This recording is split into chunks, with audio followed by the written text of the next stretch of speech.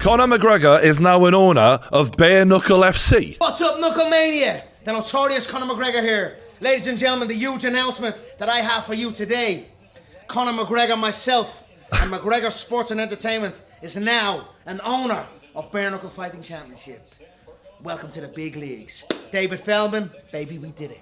So that's the announcement, but what does it really mean? Well, according to Google, BKFC is valued at 411 million, and while that number may be wildly inflated, the addition of the most talked about MMA fighter ever to that company will absolutely supercharge what they are capable of. We are in the most exciting time in fight sports history, in my opinion, with obviously Matchroom and Queensberry leading the way in boxing, helped massively by the Saudi revolution, and then you've got the UFC at the top of the tree in MMA, but we've got so many exciting organizations like the PFL, Misfits Boxing, BKFC, all doing their own thing, coming to the table. I've never been more excited as a fight sports fan. And for Conor McGregor to attach himself to BKFC really makes a lot of sense in my opinion. Back in the day, MMA wasn't what it is now, right? It's really recognized as a sport now, but back in the day they called it human cockfighting. It was the Wild West. It seemed unsafe to a lot of people. And it needed time, but it also needed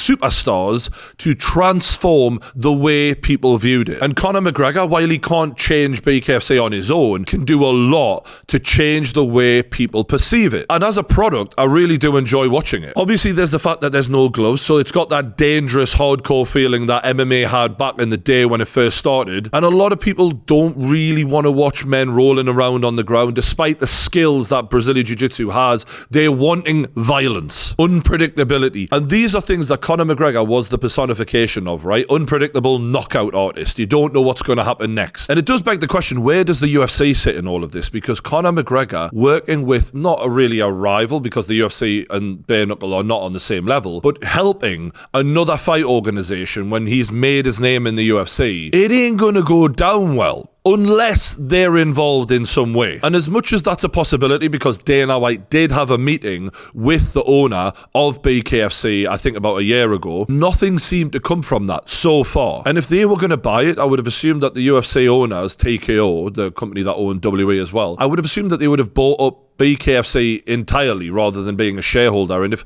McGregor's buying shares now, I guess that's not going to happen. Although it is still a possibility, but it does make me wonder if this is why the UFC, when they announced McGregor's return, were very much like, yeah, Conor McGregor versus Michael Chandler. Anyway, like they didn't make a big deal about it at UFC 300.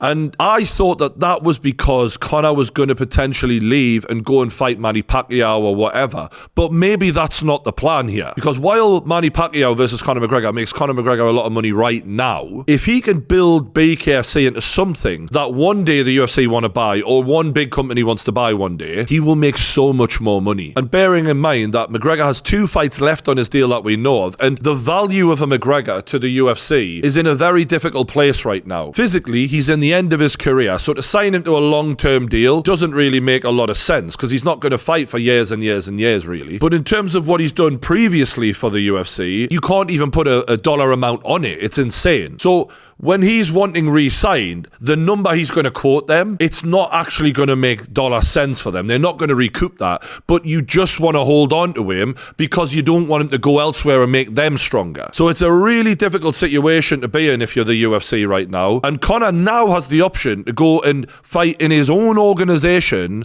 and not just make money there, but grow them for the long term. And if there's one fight that's screaming out to be made, it's the trilogy. It's Conor McGregor versus Nate Diaz, not in the UFC, but this time, Bare Knuckle FC. So it's almost like you're upping the ante. This time it's Bare Knuckle. This time we're going to a whole nother level. It's more brutal. It's more violent. And it's a very winnable fight for Conor McGregor, provided he doesn't look completely over the hill when he fights Michael Chandler. If that trilogy fight happens in BKFC, so many eyeballs all of a sudden are on them, and they can stack the card. They can make it into a product that everyone wants to watch. It's a fucking no-brainer. And with Nate Diaz out of his UFC contract, they can make this happen quite easily. And then there's other fights that he can make. He's even been slagging off Paulie Malignaggi, who's working at BKFC. You got boxed out of the gym, you little fool, you.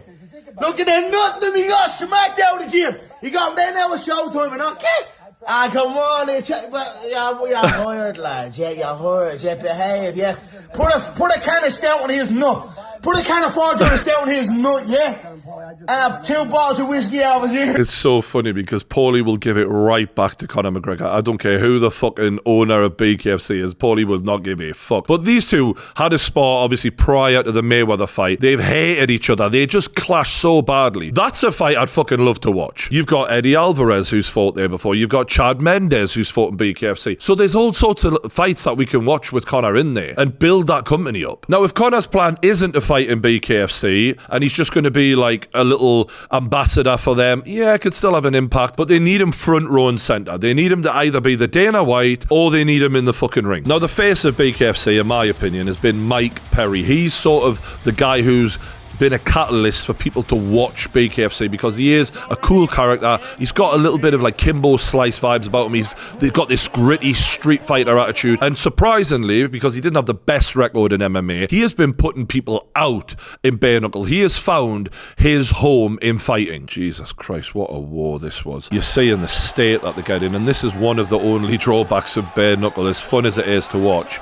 The faces get smashed up. But look, this is what fight fans want, right? We don't want people running away, jabbing and just squeaking out decisions. We want brutality. We want violence. This is honestly the bloodthirsty nature of fight fans. It's what we are. And it's what they deliver. Yes, there's a few things they could improve on, I'll be honest. The camera angles could be better. The production could be a bit better. The graphics need a bit of work. But these are all things that can be easily sorted. And I'll be honest, I watch, the highest level of boxing and MMA sometimes, and you think, does it really look that great? I mean, a lot of people could do a leveling up, if we're being honest. One of their biggest fight views is Bryce Hall, who's an influencer. So that shows that they haven't managed to grow their own stars yet. This guy has been growing his own star on YouTube. Chris Lieben, a UFC legend. Again, another guy who obviously hasn't made his name in this, but then transferred over.